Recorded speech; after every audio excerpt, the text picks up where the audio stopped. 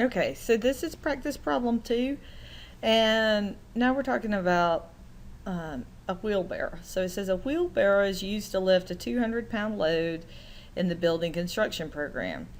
The length from the wheel and axle to the center of the load is 2 feet. The length from the wheel and axle to the effort is 5 feet. All right, so let's think what a wheelbarrow looks like, all right? A wheelbarrow is a lever of a specific type, right? And so if this is our lever arm, the fulcrum is at the wheel and is all the way at one end. And then we put the load in it. And in this case, it says our load is 200 pounds, right? Slide that down a little bit. And so I'm going to label that. All right, remember that is our, let me type it, that is our FR, our resistance force, or our load, okay? Now, then it says, then we've got the effort load, okay?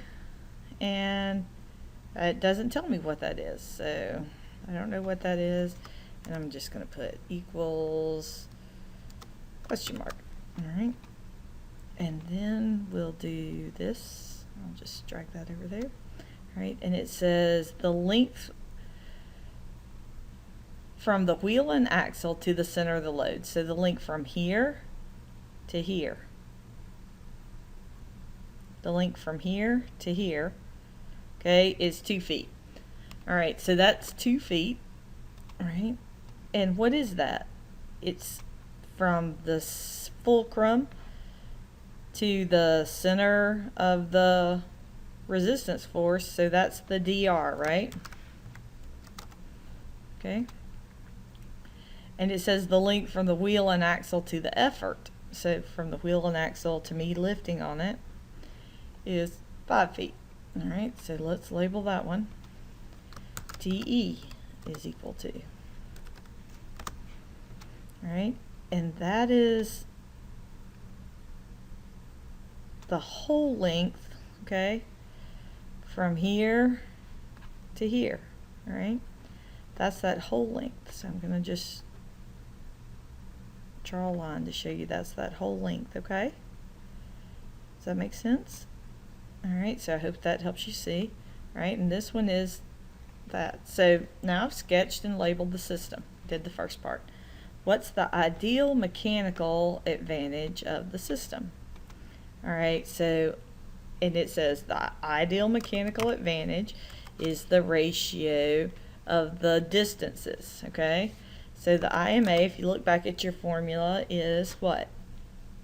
It's 5 feet. Well, sorry, let's say it in terms of the distances.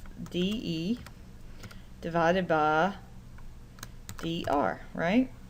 So the IMA is going to be equal to 5 feet divided by DR is going to be 2 feet, all right? And so that's going to be 2.5, right? So the IMA is going to be 2.5. Oops, I forgot to write my equals. Now, does that have units? Look, feet cancels feet in this. And so IMA is unitless. Mechanical advantage is a unitless quantity. It does not have a unit. All right. And now it says, what is the required effort force? So we want to know what is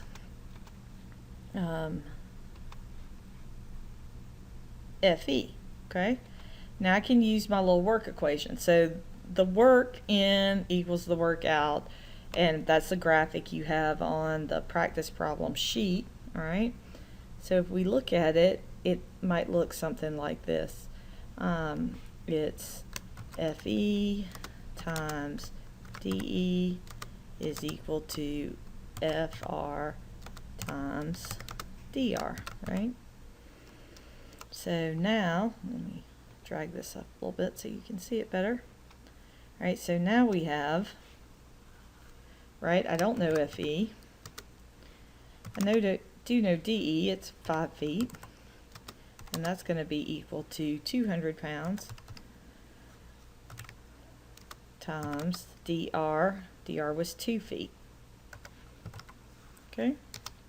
Now, if I want to know, then I want to solve for FE, I've got to divide both sides by 5. So FE is going to be equal to 200 pounds times 2 feet divided by 5 feet, which means that FE is going to be 400 divided by 5, so it's going to be 80 pounds, right? All right, so ideally, the effort force we're going to have to apply to lift 200 pounds is only 80 pounds. That's a pretty good deal, right? So I hope this helps you with problem 2 and you feel a little better about working these problems.